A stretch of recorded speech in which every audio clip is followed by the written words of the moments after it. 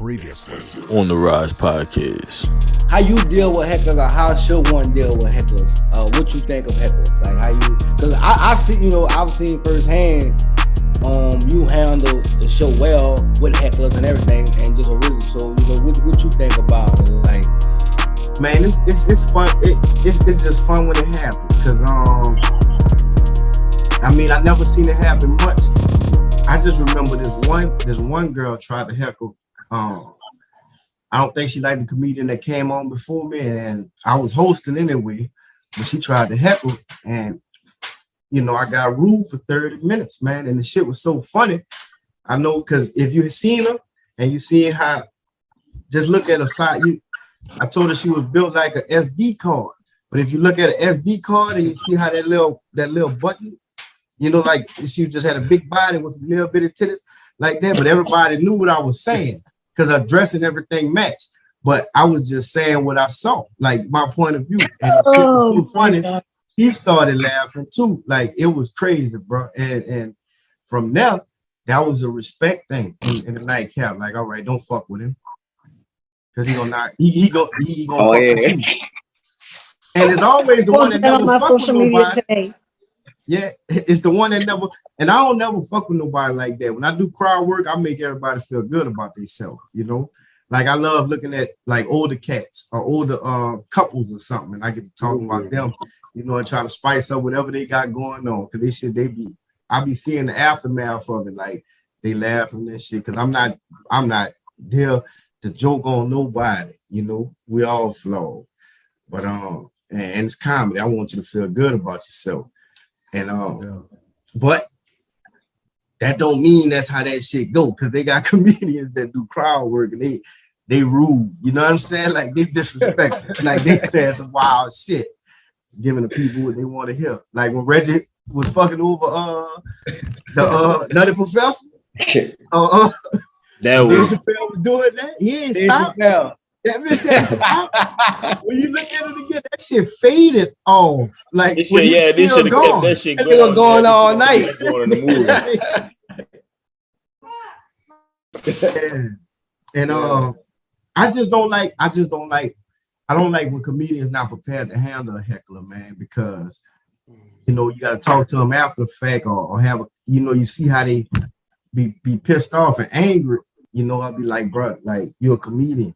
Stop thinking that we on the bus or something, or we in church or something, and the nigga just clowning you. You do your thing. That's what the crowd want to see. That's like a nigga getting punched in the face, and everybody else want to see if you gonna punch, if you gonna swing back. However it go. Because I didn't see the heckler get the comedian. So what would you do in that situation? Speaking on this, what you would have did? What you would have did? Which one? Will. First of all, I don't think I can beat Muhammad Ali. That's what y'all forget. That shit ain't gonna go nowhere. You seen the movie wrong? That shit ain't going nowhere. You know how to do that. You see, and that wasn't even a slap, it was a mush. When you see, he mushed him. Because if he would have flexed back, he mushed him with the right. And if he would have came back, he was getting hit with the left. If you go look at it again, he was prepared. And then he was gonna turn his hips. He was in a position where he could have turned his hips and handled his business. But God is my witness, man. We was tearing it down on that fucking stage. I had to do it. Man, my chair not about to see me get mushed in my face, bro. Oh, nobody ain't about to see me get mushed in my face. And I want all the money. The show, we shutting the show down. We gonna shut the whole show down. I'm talking about like that bitch. Remember when Ryan Artest went in the Raptors? Yeah. Behind the fans? Yeah. Palace at the Palace. I want y'all to say both of us ain't know how to act. That's what I'd have had to do something more than what he did. Yup. They let niggas coordinate that shit that night. Niggas showed you what they do. Yup. That was good. Look, bitch, I'm letting the hell out and all that. Anybody get rid. Now you gonna see, now you gonna score. This motherfucker Haitian or something. Yeah, like, and then Easy was gonna have to shoot him.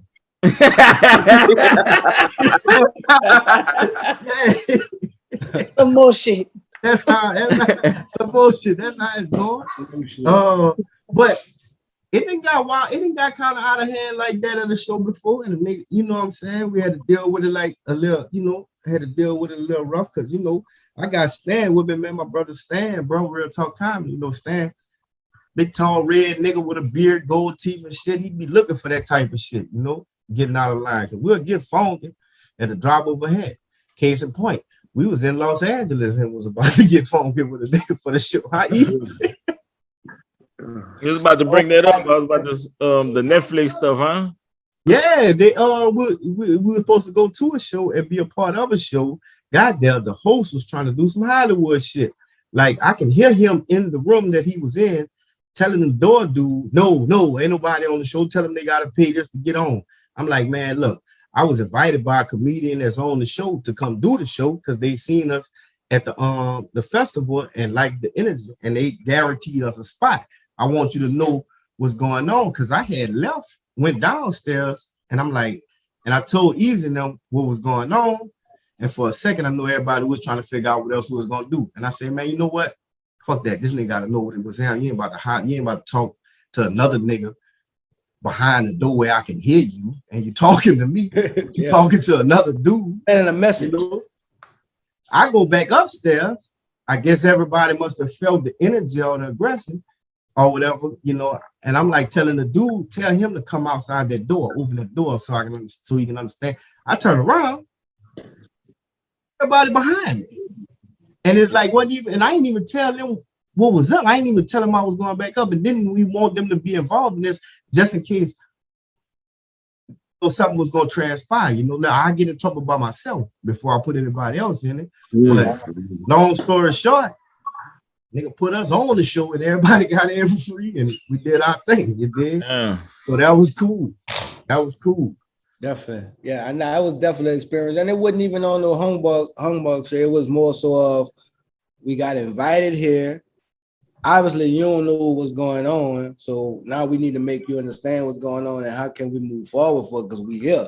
We come from Louisiana, you know, and we just trying to work. So this is an opportunity that we see that we can work and we're here. So we ain't about to just not talk to you and then leave because we need you to understand who we are and what we're doing here. And long story short, you know, we built a we networked. Yeah. A relationship with a venue out there. So you know, that was dope of, like I said, not giving up and just turning around and leaving because we could have did that. Yeah. Like, yeah, that was nice because the trip was to go out there. I just felt when I seen it in the email. The Netflix is a Joke Comedy Festival. When I seen it, I told Easy and everybody else, man, we got to make it out here for this. Because it's the first time they did something like this. It was so many different headliners just doing shows. It was headliners opening up for headliners. Like Dave Chappelle shit. He was in America by doing all them out on stage and everything, you know. I got a chance to see his show, you know, with a comedian, Jay Given. Shout out to Jay Given. He ended up stumbling upon 2 tickets. And them tickets high as hell. So I was just going out there. I was just going out there to hit open mics while that was going on and see what can happen, man. And we ended up doing like 7 performances at different spots. I grabbed the and now we got a venue for the 14th and the 15th of October because I got booked for the Laugh Factory Hollywood for October 16th, Chocolate Sunday. So that's big. That's big. Yeah. So we'll be back in October. So that trip was very successful. It was very successful. Definitely, man. Just seeing the whole Netflix is a joke thing. Because when you sent it to me, I was like, all right, cool. It's in LA, cool. Yeah, we gotta do that. Like it was, and then as time started going, you know, it was like, okay, it's getting closer. We need to make this happen. And like I said, man, it was a hell of a networking experience, and just seeing the drive of, all right, cool. You really left Louisiana to just do this. No shows booked, but I'm gonna find open mics, like you say. Ended up doing 7 shows, man. Being able to watch Dave Chappelle perform. Yeah. You know what I'm saying? Like that, just that in itself. And even leading up to, like I say, the venue that we have, to going from doing open mics to damn near doing our own show like we did in Louisiana. So Yeah. that that's the ultimate goal, man. Cause the dude, it's a venue in Hollywood. Hollywood is that bitch 5220 Hollywood Boulevard. The Fort Wall, man. That man told me I got a 2-hour block for the 14th and the 15th. I get everything at the door. And he giving us the space he giving it to me down there. Cause if I tell you the price, you'll be like, ain't no fucking way. Yeah. That must be a trailer y'all going to. Oh, whatever, but that ain't what it is.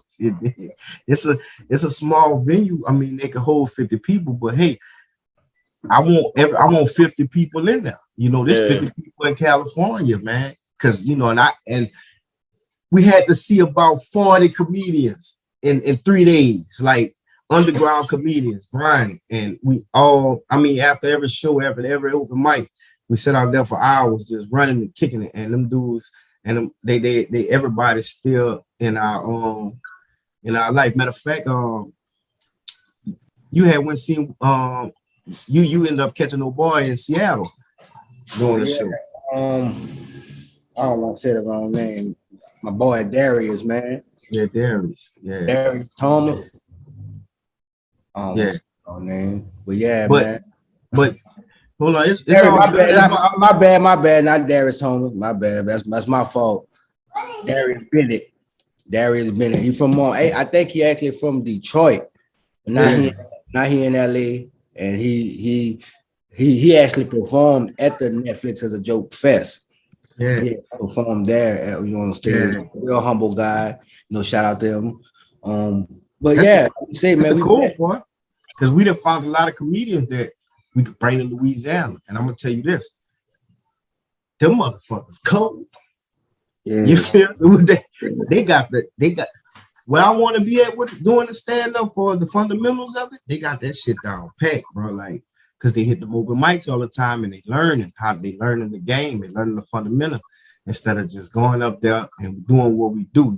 They and that shit showed me how to put fundamentals in my game. Like to even find that they have fundamentals to this shit, Like they have different methods, like a 3-way build up, all that type of stuff, like how important it is. So that shit just it's just giving me way more confidence because once I learn how to really do this shit, it ain't it's no doubt. There's no doubt that, it's because my goal from that area, from Morgan City to Lafayette, Alexandria, whatever, like that whole void, just to fill that void with this type of atmosphere, bro. Something you can go to with your mom and them and be have fun. For the family, bro. I got a question. Did they film it when you did the Netflix is it joke? They filmed the events, they filmed the comedy shows. Matter of fact, me and Easy on our Arsenio Hall show, but it's a clip. We had to sign a waiver and everything because we were talking way more shit. But they did give us some footage on that Netflix as a joke. We do got some footage. That's what's up. But they still put it together pretty much. It's a little bit edited. Yeah. But at the same time, That's all you need. yeah, we was a part of it. We was a part of that. That's good. Cause I was like, you said Netflix, it gotta be. I know there's some cameras around. Yeah, Netflix is a joke. Yeah, because I'm out there passing out shit and all that. The woman that what the fuck, she had to come in. Tell me, could I not pass out things? I'm like, all right, cool. But it was all good. Bitch, I'm hustling up in here. Yeah, I ain't coming to for that. Real talk. They actually, and I mean, we kind of knew, but it was like so many people who worked there saw us actually passing them out and actually promoting. But then I guess it trickled down, and then okay, now it's a problem now. Yeah, how they be. You can pass somebody, but not so much of that shit. She said solicited. Yeah, I was about to say, yeah. But shit, we from Louisiana, bitch. That's all we do. Yeah. That's all we know how to do. We gonna do that. We gonna hustle that where we go, man. Yeah, we did get on the the Arsenio Hall thing. It's on YouTube actually. Arsenio Hall did a special. So we made that one. But and the goal is to actually, I was there, you know, I met a few people, so my goal is to actually get put on a show for the next Netflix is a joke. I know, man. So let me ask you, you got like, name me an influence, man. It seemed like, I mean, somebody had an influence you to be like, man, or you was always just that funny person. Oh, no, man, the humor come from my dad. I'm talking about, like, hands down, you know, God rest his soul, you know, but him and his sisters, him and his sisters and brothers, man, they just had this fucking unique. It ain't that they was trying to be funny. You just happen to, whatever they said, you just so happen to laugh. Because the way they put, like you saying, like, instead of panicking, when it's time for when it's a problem, you know, the motherfuckers just said little slick shit that was funny. Like some shit, all right, I can't make this shit up, dog. My dad, I remember my mama being at work, and that nigga came in the house and he had a revolver. That bitch threw it behind the sofa where my sister was laying at, and I was on the other sofa. And I can see all the lights and shit outside. But that nigga hit the lights on, and nigga said, hey kids, I'm going back to the penitentiary. And at the same time, the police tackled him. And he was like, all right, I hear it. But that shit always gonna be funny to me because how me and my sister, because how poor he was. But at the time, you know, I'm a kid, I'm looking like, what the fuck? And nigga, but he said it with a smile. Nigga said it like a white person, like he put on that facade. And nigga said, hey kids, I'm going back to the penitentiary. And they tackled him. But it's hey, that's crazy. Out the gun and everything. That's just one of so many different incidents. That nigga seen me smoking a black and mild one time and just passed by me and said that's how that shit started. And it took me years to understand that till I realized, yep, that black and mild, the alcohol, that shit really like that was a start of living on that wild side for a second, becoming wrapped up with the environment, just not because that's what a nigga wanted to do. It was just what was had to been done. If that makes sense, you know, like if you go to survival, man, you just ain't. Because I always had a dream to live. I always had a dream to take everything around me with me. You know, I ain't never got nothing and not offer nobody a piece, man. That's just always been me, you know. Because my mother and my father night and day, you know. I watched my mom work at the same place for over 32 years now, you know, and my dad dealt with addiction.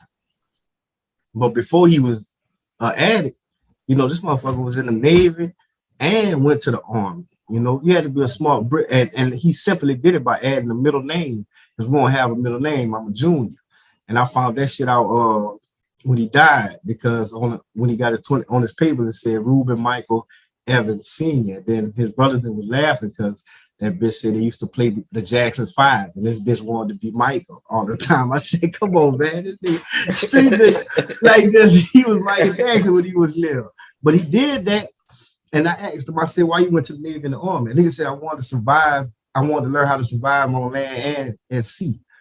And smart. He was supposed to be the valedictorian of his graduating class, but at the time, white folks wasn't gonna let that happen, and they did some foul shit, you know, and he ended up, you know, not even walking. He didn't even walk because he was number 2, but he didn't even go to his graduation, you know. So that was his first, like to me, that was his first taste of how the world really gonna treat you, you know. And so he said he didn't walk, right? Because he was taking that stand, right? See that stand? No, because he was second. He was supposed to be the valedictorian. Right. They weren't giving it to no black person, you know, and especially him. He was number 1 in his class. And that day, and he lost his father. His father died when he was young. And the stories that I found about his father, which is my grandfather, I never got to meet. he put together a lot of shit to help Black businesses get established and everything in Morgan City, across track neighborhood that I grew up in, you know, because they still got some of the clubs, hole in the wall clubs. But at one point in time, it wasn't that was the spot, you know, like, and it had more than one, you know, and it was a Black community. Like they say, crack came and stripped the fabric of the neighborhood, you know, all across South Louisiana. And his father, Willie Evans, was a cat that puts a lot. They named the park after my great grandfather in Morgan City, but they gave the ghetto his park tongue. But he did some shit the way he was helping people coming. So I say that to say that shit ain't, again, to clarify, it ain't my choice on how I view things. You know, that shit just in me. That shit just passed in me. It's just a seed that's in me that God got me. Now, it's a major burden. I tell you that. It's a major burden because I lose a lot of relationships because of it, you know, because I'm not the one that I don't want to do. I don't want to do the shit that a lot of people be wanting to do. And, you know, they'll cut ties with, you know, they don't believe in passing out money and taking none. Just, they don't see what I see, you know. And as far as family goes, you know, I get a lot. Sometimes, you know, I get some kickback like, man, you don't need, you know what I'm saying? You don't need to be doing it. Hold on. First of all, motherfucker, y'all don't need to know nothing about what I'm doing. You feel me? And you ain't in none of these shows. And for a big gap of my life, you wasn't even there, you know? So I ain't here for your advice. Huh? I said, be them. They be the ones. I can relate to that. Yeah. Like, so, I want you to sit this one out. Go to the corner. Yeah, go to the corner.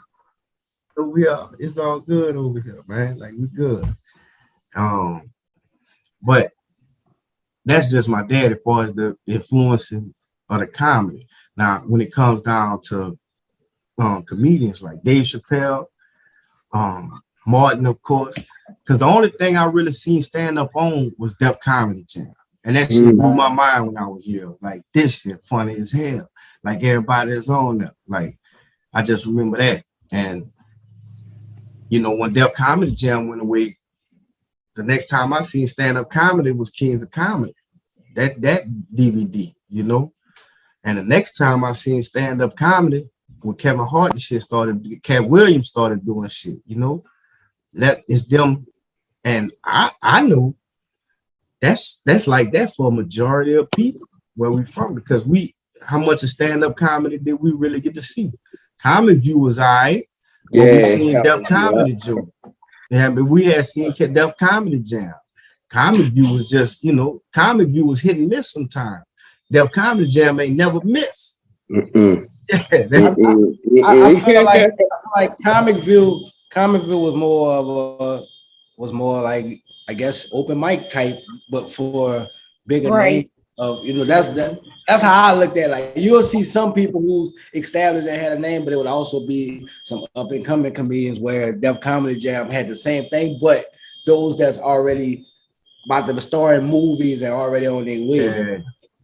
You know, and outside culture played a big part in that too. If you pay attention to the crowd, you see how Def Jam was that more. Remember when hip hop was more of just being hard, bald head niggas punching niggas down and drinking 40s and all that type of stuff. You know, nobody was, you know, or they was dancing, house partying and shit. But when Comic View came on, you know, that was when Cash Money took over for the 99 and the 2000. Yeah. You know, it was more about jewelry, appearance, all this shit talk. You know what I'm saying? Because look at the audience. Because that's that Def Comedy Jam audience, that's the audience I want to be in front of. They hear the laugh. That Comic View audience, they trying to be seen. They cute. Go look at it. You know what I'm saying? Yeah. So that's what yeah. So and right now we at that culture. We still, the outside culture always gonna dictate what the entertainment is now. And we just so happen to be in that culture where you can't see anything. But they still have a lot of people that love to hear anything. And that's where the stand-up comes in. You know, say what the fuck you want to see. That's why I say I'm just trying to develop my fan base, you know. Yeah. So when y'all got the next show coming, Iinterview? October 14th, 15th, and 16th. I don't have nothing going on for September yet, but anything can pop up. Man, we could have did a show in the bowling conflict of sports people. Yeah. But you got, I mean, When that you think, hold on, say that again. That's the plan. Well, you know, we try to do our annually our bowling event, but the place where we had it had a stage and thing, so we was also trying to. I mean, with the bowling event, we was trying to put a whole event together with a comedy and basically make it a whole weekend. yeah. That would be dope. Because Rock and Roll is mighty whitey. They don't let no, you know. Trust me, but, we know. But we for got comedy, you know, that might be something different. But ain't no niggas going up there rap. It's nothing with that. Right. Yeah, you said it's nothing with that. It's not enough. It's not happening. All J. that. Cole can't even come rap at this. Nope. Hell, Zaddy Cole, or they gonna line dance, but that's it. that's it. If you black, you doing Zaddy Cole. You ain't doing nothing. I know, They fucking Jeremy and Chris and Keith in there, but a comedy show that's different. That would be. And that's the thing is like you got people like when they do the events like the bands and stuff. Nobody be bowling. People just be drinking, sitting around in the middle with a stage at. So I looked at it like this. I'm good. Yeah, like I won last year. Oh, yeah. What's your score? What's your score like? I don't even know. 300. Man, whatever. We gonna get off of this on that. But anyway, like you're saying, like that's why we want to put the show over there, because like you said, you could still do the bowling stuff and still, you know, could still have the set to do the comedian show, because it's enough room and it's gonna bring the people. Y'all gonna make the money at the bar or whatever, whatnot. You know what I'm saying? So yeah, I definitely think like she says, white. Huh? The drink's not expensive. Like that's a good. It's a good. That's why I said I told Courtney, I like, you know, ask the people and they was like, nah, like it's just comedy. Yeah, they didn't want to do it. What? Oh, Courtney asked them. Well, it's in the email. No. I'm not saying it like that. I'm just saying or whatever. Hey, sometimes we gotta send different people at the real shit. You gotta. I'm starting to see that now. A lot. Like you gotta. It's certain people you gotta like. Even making a phone call, like it's certain. Yeah. But you know what? I feel like a lot of people you gotta press their ass in person, because anybody can tell you no through an email or over the phone. Oh, we don't do that. You know what I'm saying? Yeah. Or whatever. But if you show up on their ass, you know, because Rockin' Boy it be lit. They got someone, but then white people want to see that comedy too. Or whatever. They want to see that. You know, or and they be open up. I'll be like, look, I'm coming over there. You want me to bring 16 people? Everybody paying $25. Like, I'm gonna need this too. Yeah. That's what I said. I don't know. Like you say, we already did business already. Like they seen the emails from before because you're talking to the same person. So it's like how you didn't see that we came, we brung out people, you got your money.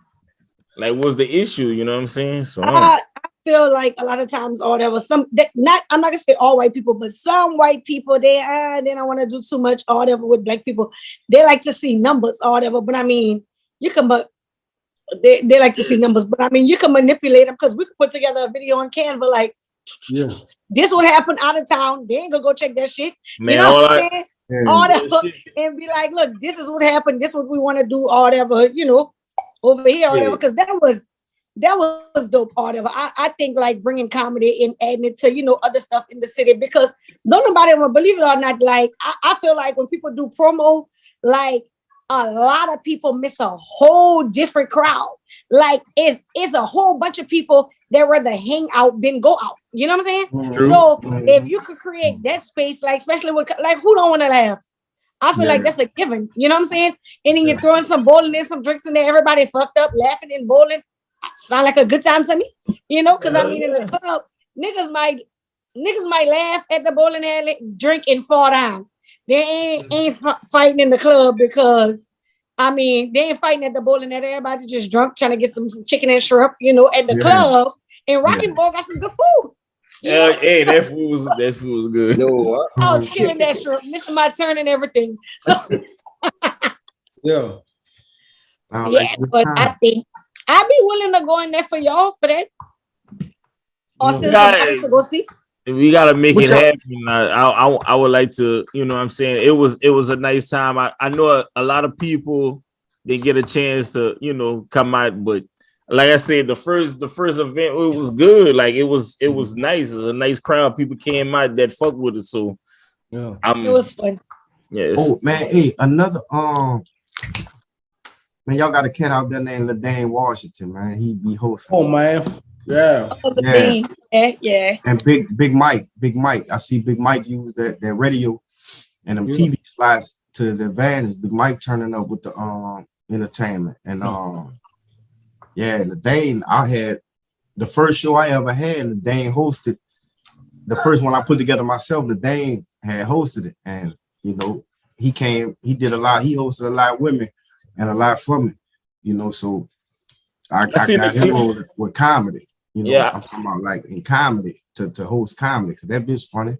And, I see the clip that you had on your Instagram, like he was singing and shit in the crowd, and I was like, dog, to get somebody like that, like just to say to host, like he gonna bring people out. So it's like, damn, it's like, all right, you start seeing like, all right, I need to talk to this is such and such. I need, because when I seen it, like he like singing and the people was fucking with it, I'm like, I like that. So that's why I enjoy hosting the shows too, man, because I'm giving you more time anyway, because I got the microphone. Hell yeah. More time than everybody else, you know, and that shit keep people going. Now, and like with y'all, it's my vision though, you know, I would like to see a comedy spot. I'm talking about a nice comedy spot in a premier location of whatever city and town they in. You know, like if you know you ain't supposed to tell nobody, look, it's by that red abandoned building.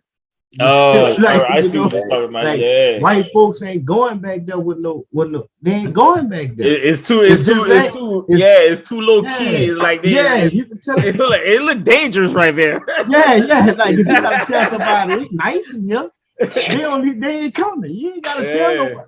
They don't want to see it's nice from down the street. Not when they get there. Motherfucker ain't even getting out. Motherfucker keep riding. Just keep riding. That can't be the place. I like that. I got booked for some shows and passed it up twice and said that ain't this. And asked me, can I park in these projects? Or do I have to you gotta on the street? That's the street and walk. But that's you know, for humor, man, this shit deeper than that, man. Humor, you know, like humor is close to peace. So the city could provide a grant for that. You know, that's somebody can provide a space for this. You know, it's just all about who runs. We don't have no unions or anything. You know, it's just about getting. This shit is wild right now. Like this shit is raw, but we're pioneers of it. You know, I consider myself a pioneer of it, even though comedy has been around for a while. But in our area, we gotta be known as a pioneer. Like when it's all said and done, you know, I want the world to know that Eazy was involved. You feel what I'm saying? Like that's my biggest thing, you know. Because I went a couple of years, you know, doing shows, you know, it's me and Stan, you know, and me and shout out to Mark Season 2 from all this Picture Pants Comedy. That's a real good dude, bro. And I did a lot with them. But as far as, you know, the person I started off with, Marty, you know, he's still around. You know, he still just do what he do. You know, and like he said, he just want to see me blow with it. He just want to see it happen. And them two dudes, you know, him and Eazy, you know, they that was the beginning. That's where footage come from. That's where the respect come from to get put on another show, you know, to say, oh, you actually do it, you know. So they gotta know, man, these dudes pioneers. And me and where I'm from, you know, nobody was doing this. And you know, I'm doing it. I hooked up with some cats from Homer, Vibers Only. You know, they started doing the comedy shows. Now they got a spot in Homer. Not Vibers Only, but it's a white dude, man. I forgot the name of it. I think it's a distillery. But he doing comedy shows now. And that idea came about because Vibers Only. And you know, now, you know, it's getting packed. So you have comedy springing up in these little towns all for nothing. I didn't have people say, man, they used to do it back then, but watching me do it, they want to get back in it, and they got back in it and started doing their thing with it, you know, like, but you know, it's just them giving us recognition. That should have helped a lot too, as far as management goes. Because I'm in California telling these niggas after they follow me, I'm telling everybody about other comedians. And Eazy had to tap me on my shoulder like, dog, I ain't never seen nobody do that shit. And I'm like, damn, right. It's kicking in. I mean, I can't hide this shit, man. You know, like, yeah. Nah, that's true. Like I said, we in a whole different state, and you promoting these other comedians who don't even call you and put you on a show.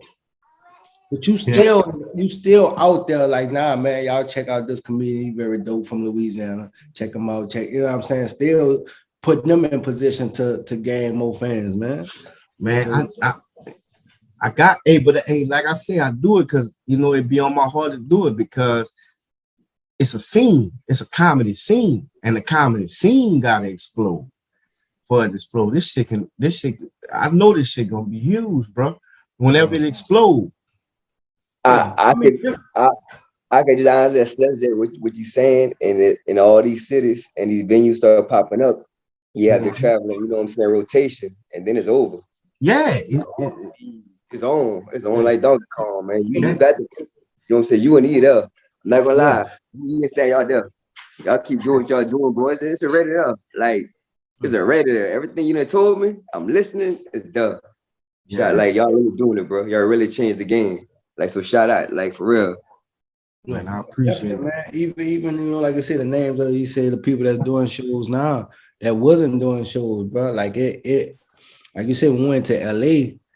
Shit, it wasn't hard to find a show to get on or somebody to network. Like, man, you could is once you meet somebody, oh man, they do comedy over here, or they do comedy over here, they do comedy over here, they do comedy over here. And these shows is like, I'm talking, we got to pick, like, all right, man, we're going to go fuck with this show. All right, then after we leave here, we're going to go fuck. I'm talking about we literally on tour. Like going, you in one venue, going to another venue, venue. Like, I'm talking, man, literally, like, in these open mics. And just to have these shows like this, just to be able to access, you know, 7 days a week. Where Louisiana, man, you might just have some shit on the weekend, you know, or you might not even have it every weekend. It may be, we got an open mic this month, then might not have it for another 2-3 months. Where these people have that access every day, several different times a day, and from morning to night. They got a morning show to a midnight show. Midnight shows. Literally, the store shut at 12 at night. Like. You know, so it's just trying to build that atmosphere for this because it's not really there. I mean, New Orleans just got its first comedy club. The building. Yeah. And you know, Mark Caesar, like I said again, Mark Caesar is part owner of the Comedy House NOLA, and he a major influence to bringing that to the table. He brought that to the table. Mark Caesar put that on the table. But and when you look at the Comedy House NOLA, you look at the lineup and you see all the different shows, the loud, pissy-pass comedians, they cycling through it constantly. That's Mark Caesar, bro. That's love right there. So that's why I say it's a scene. And in order for us to get invited to those shows like that, after we was doing an open mic, the most important thing, we had to bring that noise. And I thank God for bringing that noise. Had to have them laughing for them to come up to you after and say, hey, come do this and come do that. It wasn't no, you know, because if you go out there, bitch, and buy them, they ain't fucking, what they gonna talk to you? Nigga might say, keep your head up, man. Just keep going. Keep trying. Keep stay focused, man. You gonna get it, man. Stay focused, man. So that was a lot of pressure. That's a lot of pressure. Let me ask y'all this: Do y'all see technology or like virtual reality, anything like that, playing out with y'all craft in the future, like in comedy? Like, you know what I'm saying? Hell yeah, because I mean it affects everything. But it's still that stand up still gonna be something that people got to see in person. Because you can't take away that. You can't take away that environment, man. You can't take it away. And it's always good to be outside and you hear people saying what you done said in the parking lot, like headed to their cars or something. You know, they remember that shit. Like laughing about it. You done put a memory in their head. You know, they feeling good, you know. So you can't get that shit. Virtual, I don't know. Virtual, that's just extra customers. I'm gonna say that's gonna be extra customers. Gotcha. Like you said, man, them comedy shows is you can't like just the whole atmosphere of a comedy show. Going to the venue, getting there, to even where you picking of where you going to sit at. Like, no, I won't sit right here, or I'm gonna sit in the front. You know, I'm one of them people. Like, if I go to a comedy show, I'm sitting in the front. Like, I'm locking eye contact. I'm locking eye contact with the comedian because I want you to feel like I put the show on me if that's your goal. If you one of them comedians. But also, I know how to act in a comedy show. So, you know what I'm saying? You also gonna feel, okay, I can't really get this joke off on them. So you know, but I just like the show. I just like the comedy. I just like the art. Like I like to be right there in front and you know, enjoy the show. I just, you know. And man, it's like I'm gonna say, let me ask y'all a question, man. Like, far as the sense of your sense of humor, do you feel like a sense of humor got to be coming from a highly intelligent person? I feel like yeah, ultimately yeah, because and that's another thing, like not to correlate into that, but being a comedian, not only are y'all some of the most sound and intellectual, you know what I'm saying, just know what's going on people, but y'all speaking truth. Like in a world that's full of lies, y'all are the last people with a voice that can't be touched legally, damn near. You know what I mean? Y'all really matter.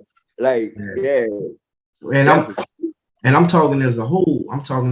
Whether you're on the stage or in the crowd. Well, I asked that question, but I say that to say this. Maybe I need to start gearing. If I say I want to create a fan base, I think I need to start gearing. See, I don't want it to be a slap in the face of nobody else. But I think I got to get to the point where I'll be like, well, it is what it is. Because when I look at these comedy shows, man, it be successful people in that audience. You know, it be responsible people to want to do that. You know, like to be in that audience. That's why they like it. You know, because of other people in there, man. I be having doctors, lawyers, school teachers and stuff, nurses, just people, musicians, painters and shit like that in the audience. You know, like and they talk to you after it's going on. You know, because they have a sense of humor. You know, we talking about what's going on. You know, and they into it too. And a lot of times when we doing this research, we think we the only people that's looking at this shit.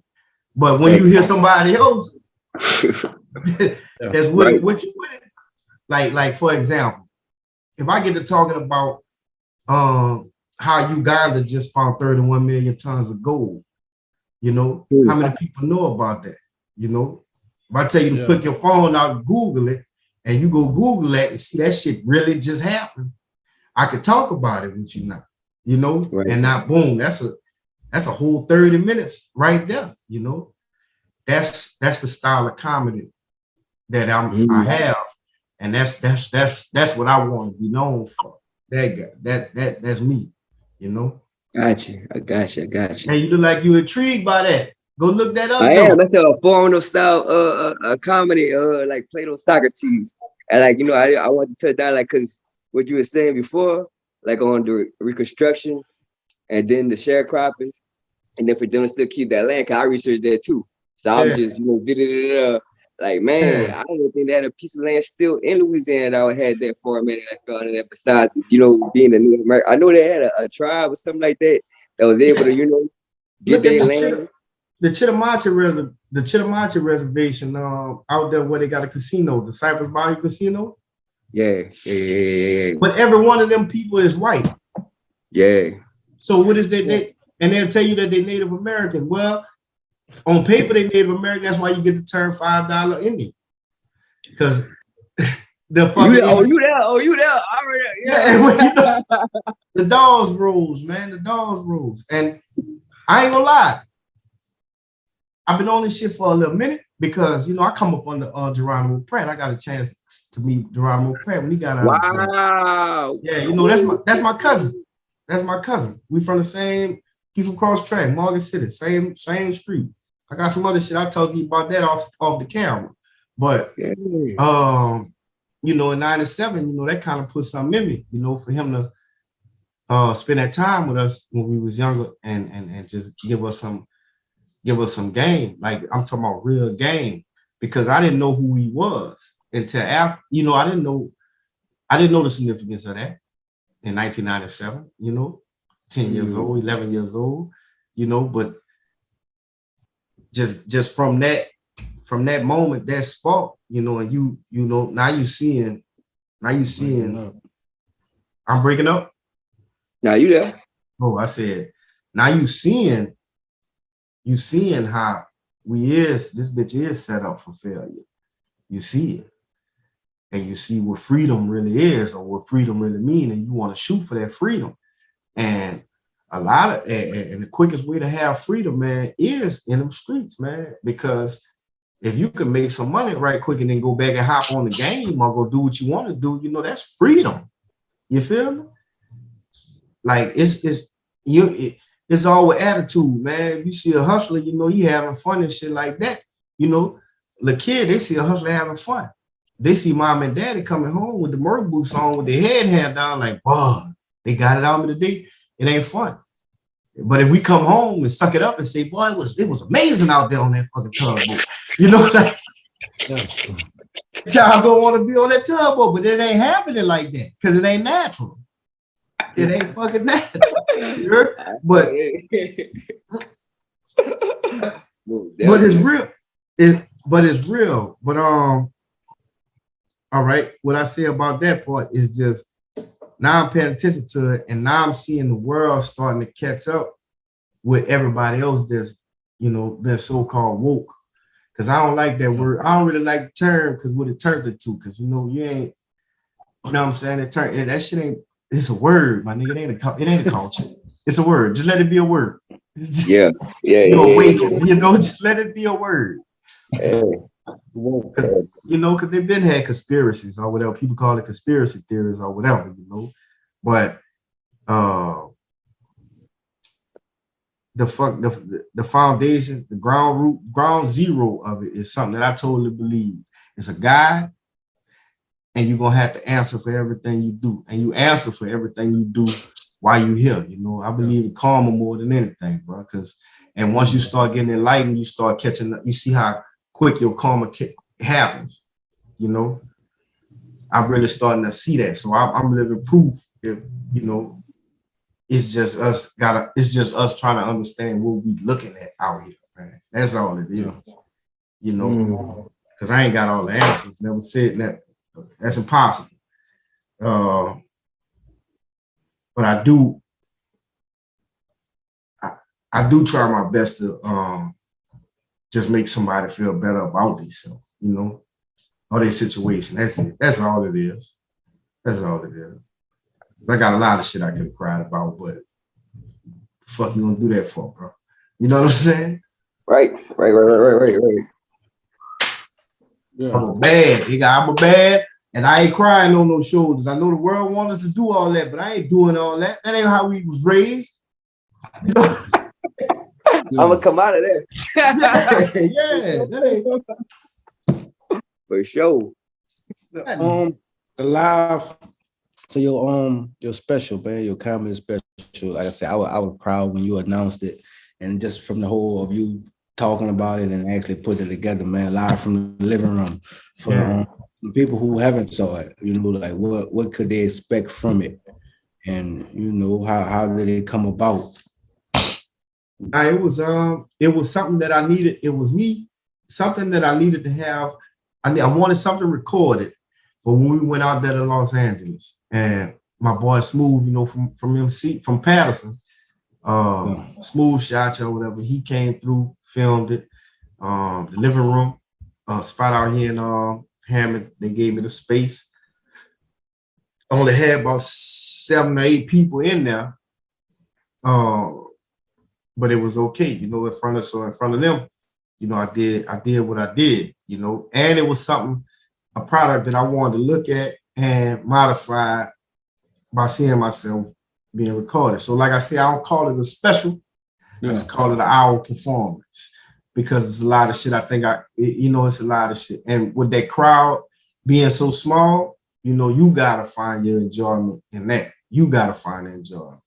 And I could have did way better, but that's what it is. Right. It's a start, and to even, you know, be able to put it together and make it happen. Yeah. Like, you know, we meet up with these comedians and they be like, "Oh yeah, I do comedy." And they be like, "All right, send me some footage." And motherfucker ain't got footage. Like, you know, so just even having that professional type footage. Yeah, like, it's helped me out a lot. Yeah. Like, you know, that makes one look at you like, okay, you know what? He's serious about what he's doing. I don't have that. I'm not scared to invest in you or give you that opportunity to be like, okay, man, let's do it. Because you know, man, I had to do. Matter of fact, you definitely. White. I mean, I watched it. You say you could have did better. I enjoyed it, man. That's what I was gonna say. The people that did see it and reached back out to me and enjoyed. Like I know. He white. He got it for the 5, and then he watched it. Then he asked me for my cash out, and he sent me $100. So I was like, shit, that was cool. You know, that was tough. He enjoyed it. Yeah. So that's how we doing this. Like, we got a cash app. What's your cash app? It's you know I'm ready.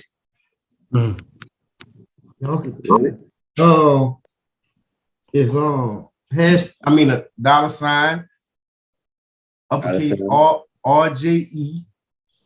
That's RJE. Then lowercase VANS.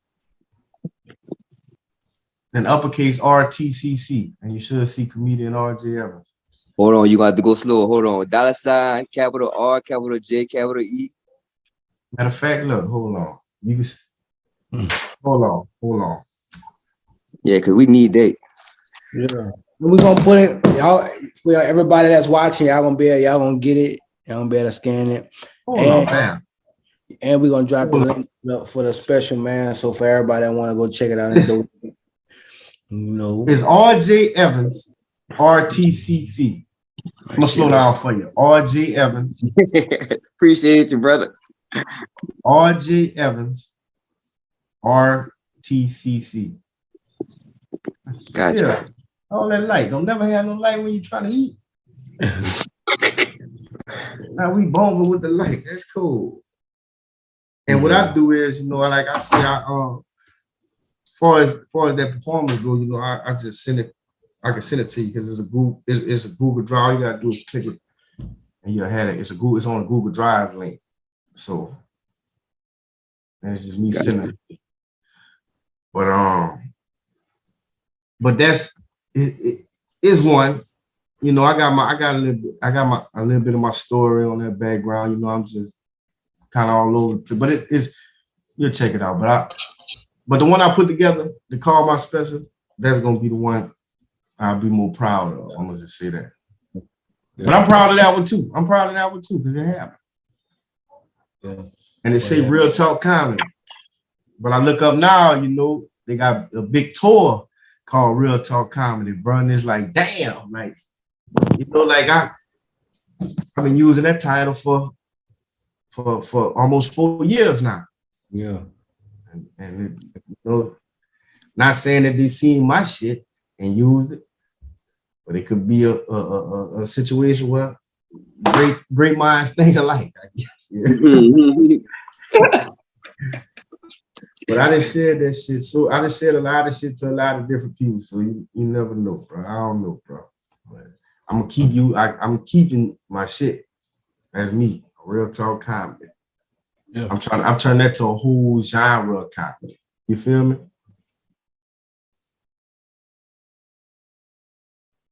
You got it. That's it right there. That's it right there. But you just saying you turn it into a whole genre of comedy. What you told me and what I envisioned, what you just said, even before I be like that's what I'm hitting on. Like it really is like you really sat down, thought of the name, man. That's what that really is. Like it's gonna be real tough. There will be no bias. Like you were born for that. Like no, ain't none of that. It's kind of might play to Dave Chappelle, but you got more of a street side than Dave. I think so. It's because I fuck with Dave Chappelle tough, man, because like he'll tell you, he don't come from that, but he know about it. And I fuck with it. And I like Eddie Griffin too. Oh man. Yeah, like that's the motherfuckers, man. I like the motherfuckers, man, because how they spit it, bro. Like, because I don't know, man. I don't know. I really don't know what to call it, because you got a lot of people that don't like that type of comedy. You feel me? Our people in general. Yeah. But you got a lot of people that don't like it. Yeah, and you got, and it's just me. It's just me channeling both, like knowing how to do both. But when I find a way to put it in a form where everybody can enjoy it, I'm cool with that. You know what I'm saying? That's just all it is, trying to crack that code, bro, and just keep going. That's it. Yeah. Y'all got some more topics? Not really. We about to get ready to wrap it up, but right. Did you got a blur behind you? Oh yeah, man. Yeah. Hey, look, I ain't even. Hey, look, I'm laughing because your shit blurred, man. This nigga easy X-rated sometimes, so I don't know. You don't know what's bad. Well, you don't know what he hiding. Got to blur out the background, man. You never know what will pop up. Look like DJ Truman, they look like they probably whooping some ass right now because they been going for a minute dealing with this shit. Yeah. So man, moving forward, man, if you can in this day in the age of comedy, man, if you could shut a stage, man, or any comedians that's already reached their height, who would you shut a stage with? All right. Or who would you want to shut a stage with? Look, if I could do a show, I'll let Steve Harvey host it. Yeah. I'll go first. I'll let Andrew Schultz come behind me. Then Bill Burr, then Dave Chappelle. And that shit'll be magic to me. You feel? Yeah. Yeah. To be on the stage with Andrew Schultz, Bill Burr, Steve Harvey, and myself. Yeah. Before we go, man, what's your take on, because in the comedy world, like you said, man, is these different type of comedies, and just Tiffany Haddish and Aries, man. Man. I don't know what's going on. You got it light. I don't know what's going on. You got it light. So the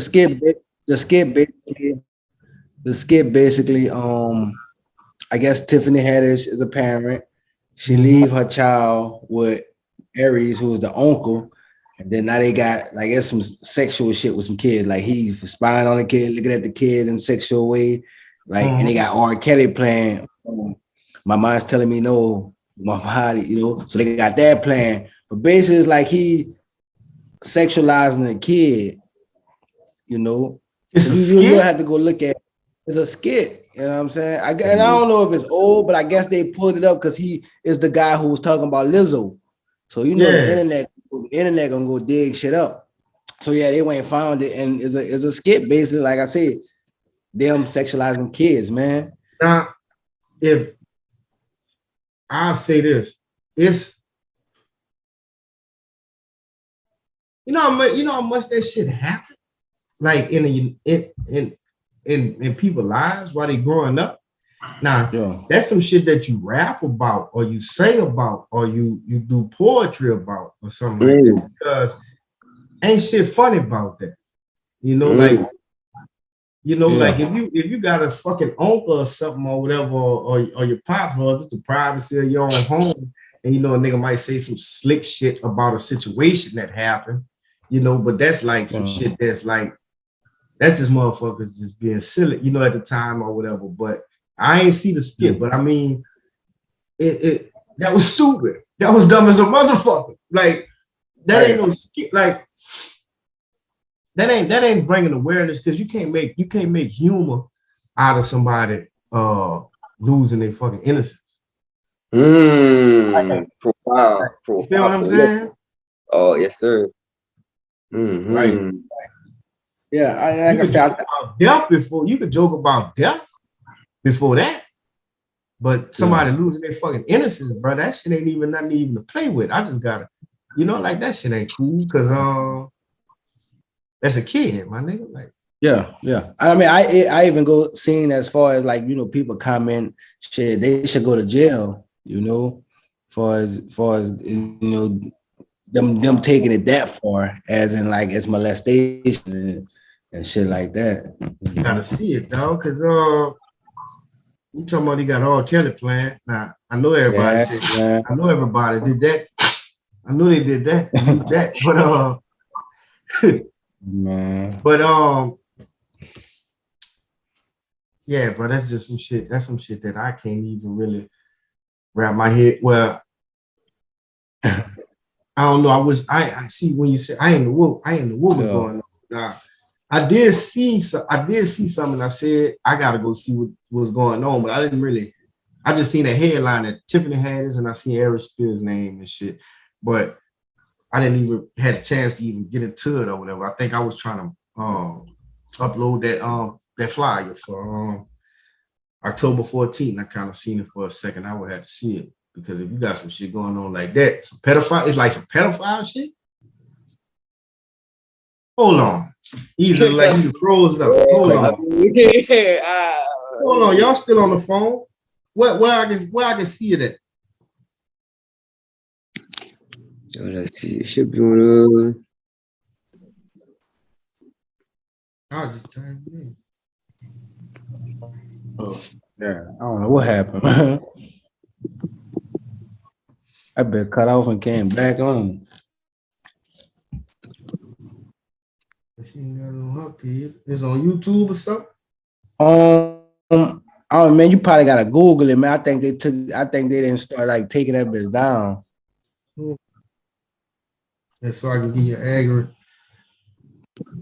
Tiffany Haddish and Ari Spears. Let me see. See that Tiffany Haddish and Ari Spears accused as a.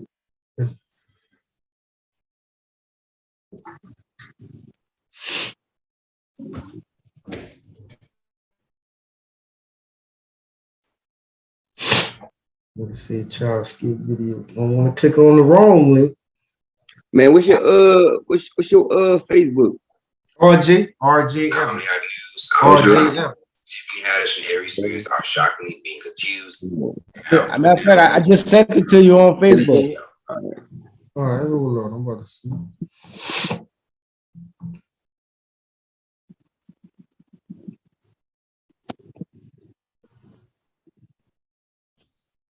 About to check it out. Hold on. Look, do whatever Uncle Pete asks you to do, okay? Be good. All right, thank you so much. If you need anything, just call me, okay?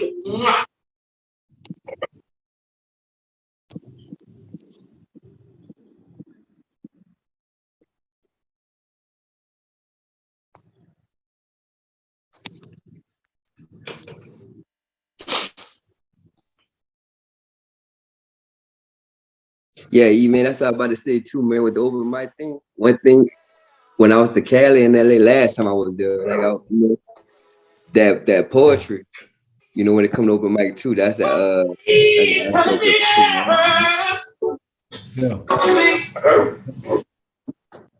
Yeah, they fuck. I skimmed through. I seen the beginning skim through they top. I know what they hitting on, like an uncle or somebody or whatever like that, touching your kids and all this shit, but they stupid as fuck for making a skit about it. Right. Like you made a skit. Like you made a skit about it. Because that shit actually happened to that. I mean, like, that'll do a part of that skit. You think you know what's going on? That's the part. I know. Yeah, like it ain't. I ain't know it was like that because I seen the part where they had to do, like him looking through the fucking newspaper and all this shit. Right. So and even if it's like, who kid is this? Like, who let their kid be in a skit like that? Yeah, and the biggest thing is, why y'all why y'all doing this? Just because he said something about Lizzo, why you ain't do the shit when you first seen it? You're filming that, like I said. So it only came out. It only came out because, like I said, they digged it up because, he said something about Lizzo. So now you only trying to tear him down now. Why you ain't been trying to tear him down when you first saw it? Because the video been out. Yeah, them niggas tore up. They tore up for that one, but because that shit ain't really that ain't nothing. That ain't supposed to be. I mean, that shit funny to a sick. That shit funny to a sick individual. You feel me? Like, I mean, it ain't funny because I know people that shit didn't happen to, man. I know motherfuckers grow up to be killers behind that shit. I know motherfuckers that grew up to be tore up. They be traumatized their entire life. And ain't no shit to play with. Yeah, I ain't feeling that at all. Like, yeah. You gotta know better. Man. You gotta know better. If you was gonna play with that shit, it had to be in a fucking very, very, very funny way. Like you had to get a midget or something. Yeah. Spend it. They shouldn't have just not. Man, I don't know. The question is, who holding the camera? Who else involved? Because they the ones that we seeing. They the ones that you're tagging. But everybody involved in that. Yeah. You don't know who wrote that. Because once you sign a contract, shit, like you gotta think about it. Every Spirit was on Mad TV. Yeah. Right. You remember Mad TV? Mm-hmm. That shit was Wild Magnolia. Yeah. That's why it came on late and all that shit. Yeah. And they got people that write that shit, man. Them niggas, they ain't on Facebook doing that shit with themselves. Like, you don't know who made that up. And I guarantee the people who did it, they ain't, you know what I'm saying? You don't know. Then it was a little boy. That's fucked up, dog. Feel me? And they actually got the little boy in his drawers and all that shit on the fucking camera. Like, that's the part, man. Like, right. So it's like, who's recording? Like you say, who's recording it? Who kid is this? Like, edited it. You edit it because we see Aries looking through the thing and all that, but actually it's the camera. Yeah, that's the camera. Actually, you know what I'm saying? So whoever's on the camera actually doing all the looking and things like that. Yeah. But they still got an angle where they show the little boy with the paper and Aries still. They got an angle when they get behind it. I don't know, because I take that type of shit to the heart, man, especially with my children. Because if you know what I'm saying, something like that happened to my children, it ain't but one way. Yeah, definitely, man. Definitely. And it ain't but one way that probably could get solved. Yeah. And I feel sorry for everybody who that happened to, I got pity for everybody that happened to, because that's fucked up. But I know what they was hitting at with it, though. Niggas said niggas uncle said shit. Bitch ain't got uncle, man. Yeah. Or somebody, this old nigga or whatever. But it don't necessarily have to be a nigga that look like that. Right. I mean, what's going on in the nigga mind? 10 years later, but man, I don't even want to get off of that shit. This is before we get out of here, man. Before we get out of here, I know, like you always, putting out people on your platform, and you know, so give us a few comedians that's on the rise, you know, that you I want y'all to, you know. Prince Keith. Prince Keith. Prince Keev. Oh, my bad. His name is Kevin Tyrell now. Look up Kevin Tyrell. He been doing these skits, Dear Diary. He got them segments, man. He blowing up with them. One of them got 3 million views, 3.1 million views. So he did one about a trail ride. That shit funny too. Like, I mean, all of them I like, but that's really my dog. Like he out here, and we get it on together all the time. You know, he was out there in LA with us. He coming out there in LA when we go in October. But he on the ride. He got booked for the Laugh Factory too, for I think February. So yeah, man. That's dope. That's dope. Cause just like I said, just seeing Keith, you know, actually my first time was seeing him actually was for the Eazyana Fest. Yeah. And after that, just seeing him do the Dear Diaries and actually going through it and being in LA with them and talking about Dear Diary and just telling them, look, man, that, you know, that shit's original. Keep doing it. Yeah. And then it's just that quick, leaving LA and coming back home and doing them, and then it's just like that. Like they went viral what he wanted them to do. You know, so just seeing that and actually seeing like us being in LA, we at the show, man. Like I said, the late shows after 12, man. This nigga sleep. Nigga knock out the show. Wake up and get up and kill it. Like, kill it. Yeah. Cool. You know what I'm saying? That's a comedian. Like that's somebody who know what they doing and you know and just want it and just want that, you know. So yeah, Keith, shout out Keith, man. Keith. Prince Keith. And just hashtag piss your pants comedy, man. Look at everybody. Mark Caesar, Taj Broussard. No, not I'm talking about Taj Broussard. Mm-hmm. Taj, he on the rise too. He doing a lot of headlining now. Troy got next. It's a bunch. The Dane Washington, Big Mike. Y'all link up with them. But as far as I go, R.J. Evans. R.J. Evans. Facebook or Instagram, that's all I got. YouTube too, R.J.'s World. Trying to grow that. That's basically it. Hell yeah, man. Appreciate you for coming through, bro. Appreciate you, man. No problem. I actually, like, man, we gotta link up, man, cause man, where your head at? Yeah, man, you it's real. It's official. We gonna get in there for real. We gonna get in there for real. I'm blown away, Like you really are, like you doing it. Like you really the political activist. You ain't no, we ain't talking, we doing. Yeah. Like, and I appreciate that. I appreciate that, bro. That ball. Whoo. Yeah. And it's just me trying to build resources to actually do a few things, man, because they got some shit on here I ain't even talk about, but that I had got that I pushed for, man. I ended up getting a black coach that took care of everybody. Some recognition, you know. They could have gave it to him right before he died, like right after he died, they did it. But from a Facebook post, it went viral once again, and we connected with the mayor and everything, and they made something happen. But what happened was another brother came in under the radar, you know, and got in my business and reduced what he wasn't, because what he asked for wasn't no kickback. You know, I was trying to get a street. They were supposed to rename a street, put a statue in the city, and rename the recreation department behind them. But instead, they built a NBA-style court under the bridge where the old court was. They just remodeled the old court and put his picture in the front of it and called it the Jimmy Johnson Memorial Court. And I got that emotion doing a Facebook post because he deserved it. 50 years he gave, and he bought Biddy basketball to Morgan City. He the one that pushed for it. Because the story goes, they had a black pool and they had a white pool. Some shit happened at the black pool where they shut it down, closed it up, and not everything they had was outside. They didn't have inside access to courts.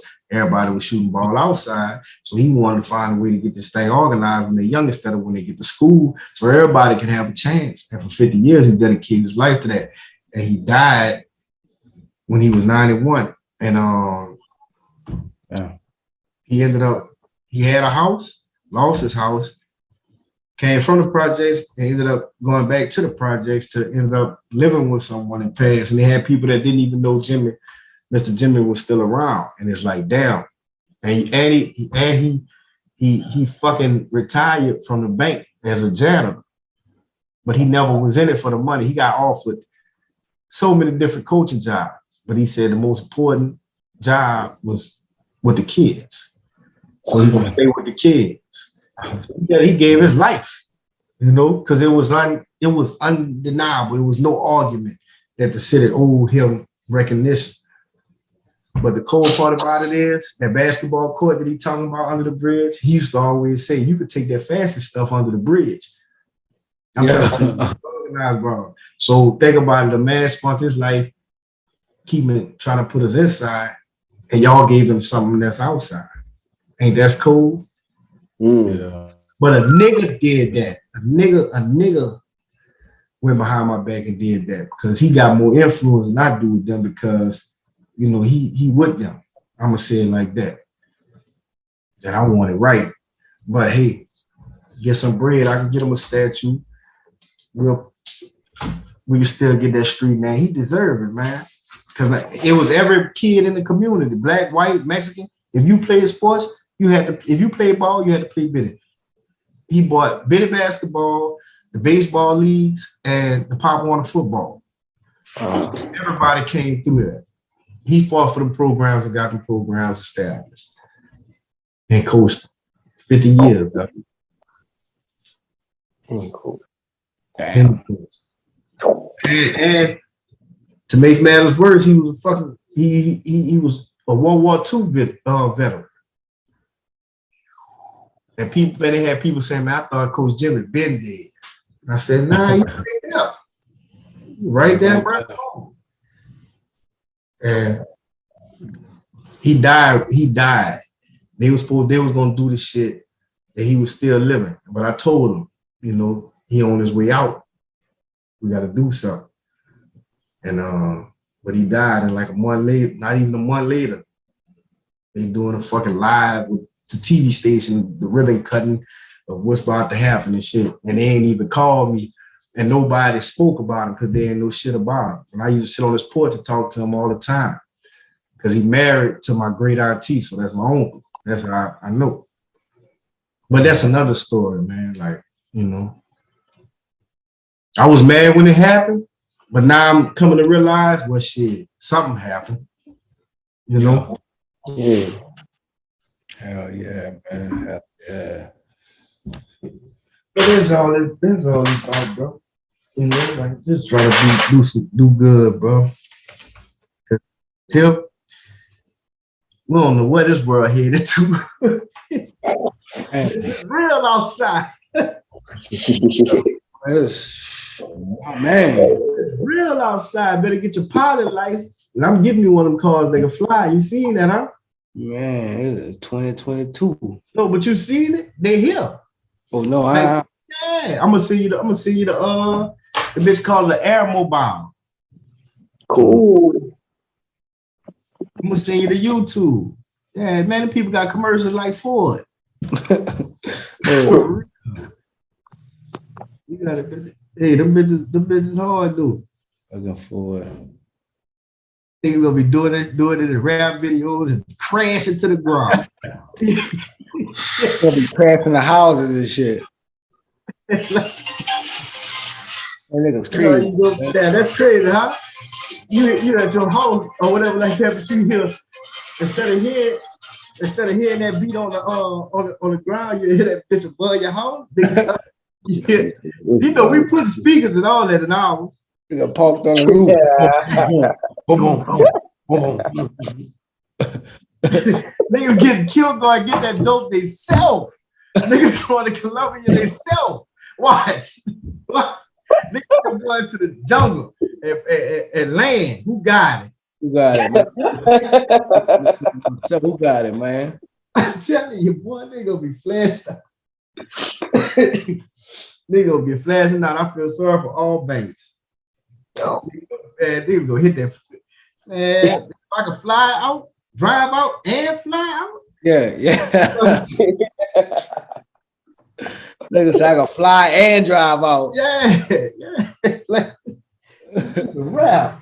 Niggas gonna be running out of gas way in the air. Talking about, I know my shit. Yeah. I know my call, man. Yeah. Nigga, yellow light gonna be on. Bitch, don't forget that yellow light came on. And drop out the fucking, once you drop it, drop out the sky. Man, them people better not give us no calls to fly, dog. We ain't mature enough. As a country, as a whole, we can't have no shit like that. Niggas gonna be hitting the fucking power lines all the time. Blackout, nigga that ran into the transformer. Blackout. Yeah.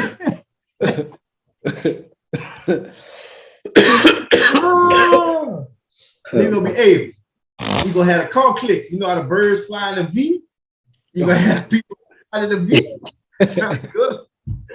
Like the biker gang now. Yeah. Nigga dropping oil and all that. Bitch, get your shit kicked. You in a game. Tuned up. No lights.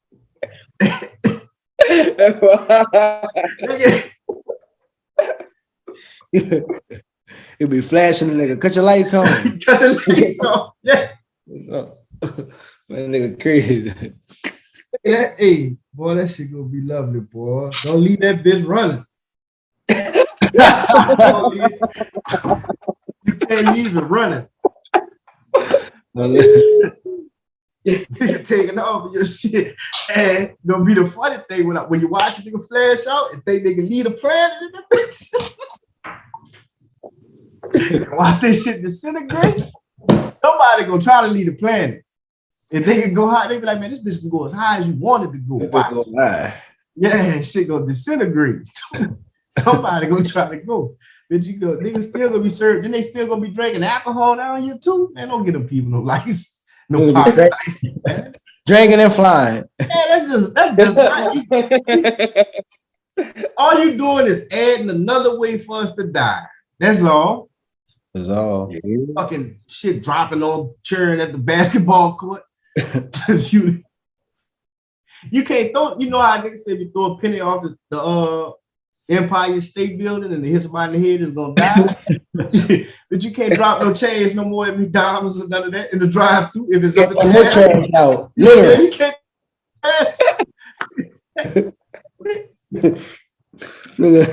nigga gonna be throwing cigarette butts out the window. Yeah, they go to pass, nigga leaning over, pissing and shit like that. Even like, this is that piss? Yes. Yo, man.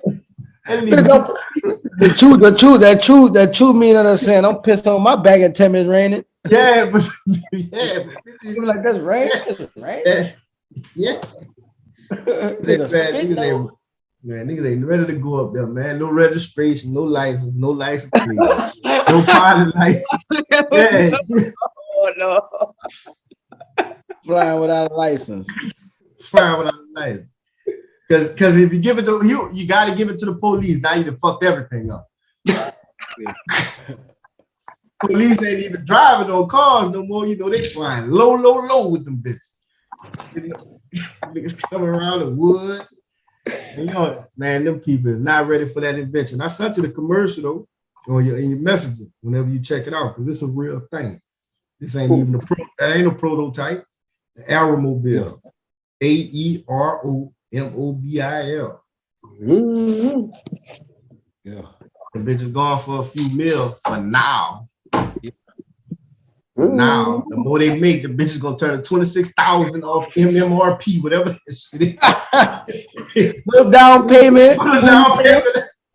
Bitch gonna trade in 2 Buick LeSambras and a fucking Dodge Durango for one. Watch. You got to fly. I got to fly. If everybody else flying, we flying with them. Real. But shit, I'm gonna let y'all boys go, man. It's nice. I enjoyed this conversation. Man, we enjoyed you, man. We enjoyed you. It's been a blessing, bro. Like everything. Our first comedian, man. Actually, our first just entertainer outside of music. So, for real? Oh, that's good. That's good. Start to a great thing. You know, so definitely. Some of your comedian buddies, man, tell them reach out, man. It's a platform for them. You know, we get them on. I'm gonna send Prince. I'm gonna send Prince Key. So yeah, definitely. Gotta get Key on. And we'll tell, and he can tell you.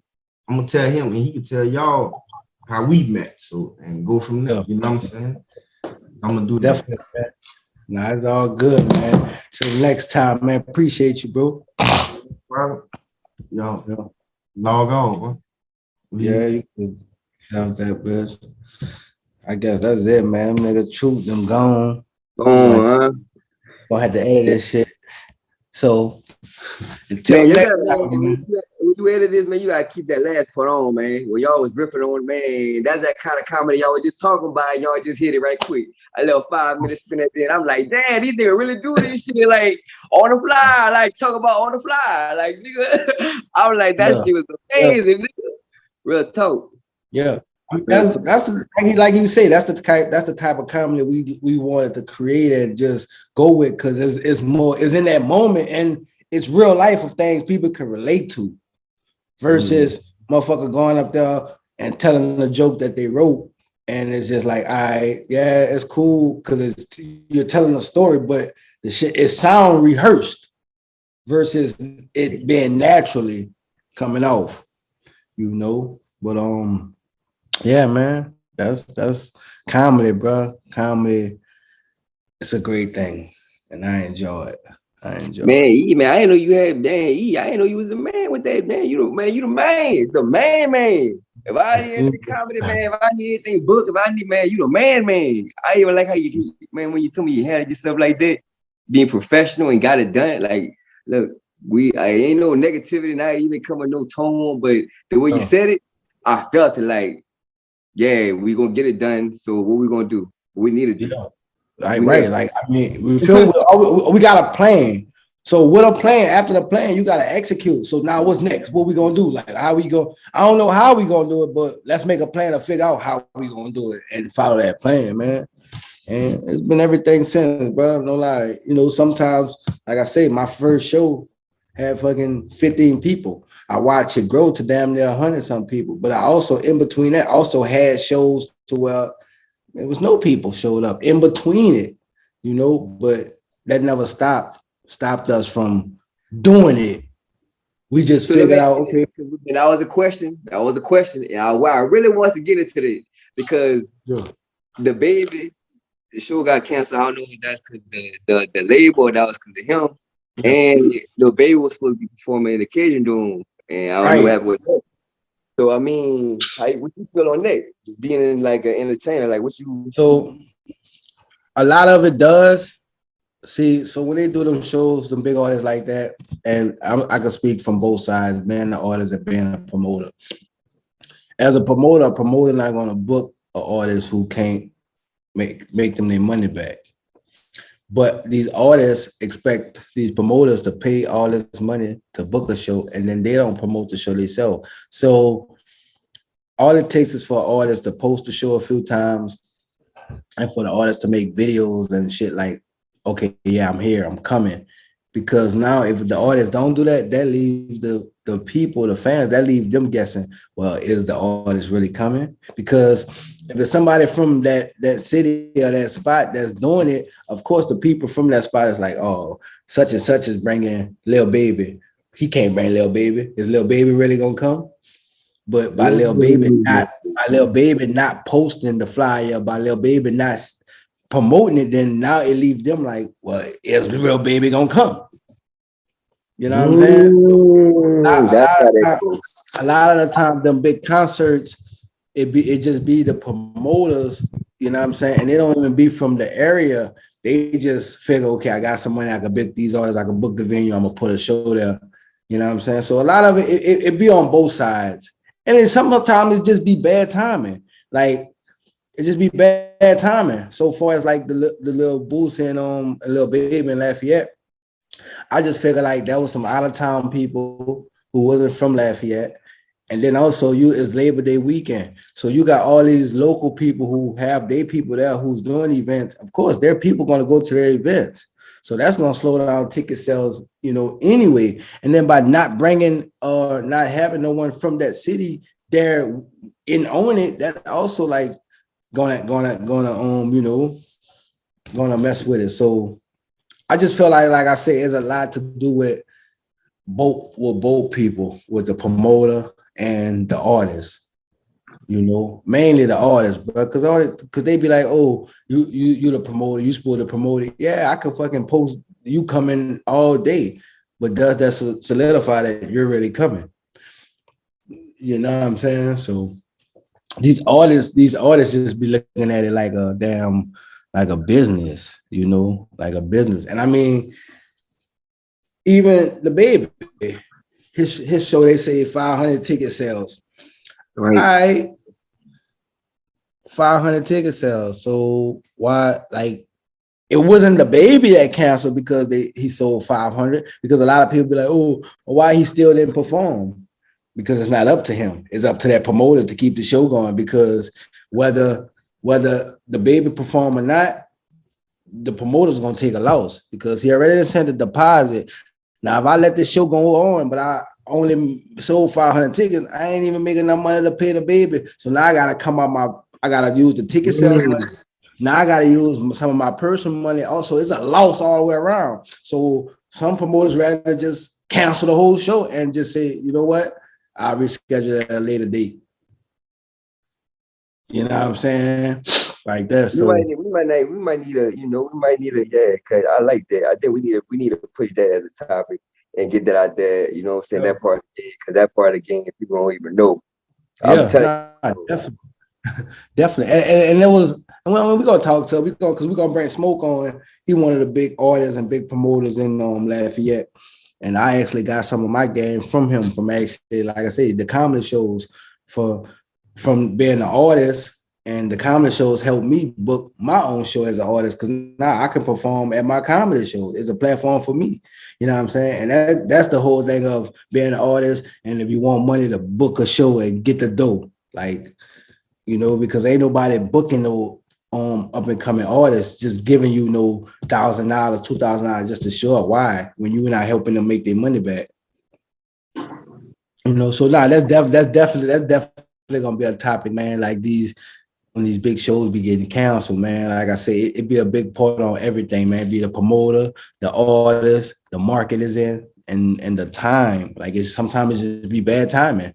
Like you can't do a big concert. You can't do a big concert on Labor Day in a small city after school just starting. People don't have money like that to buy these high tickets. So it just be on the coffee. Feel like, so all that play a part when you planning an event. All that play, to have a successful event, all that you gotta look at all that. You can't just be like, oh, I'm gonna pick this date and do an event here. And no, because what's going on, that, you know what I'm saying? So it just be a lot, man.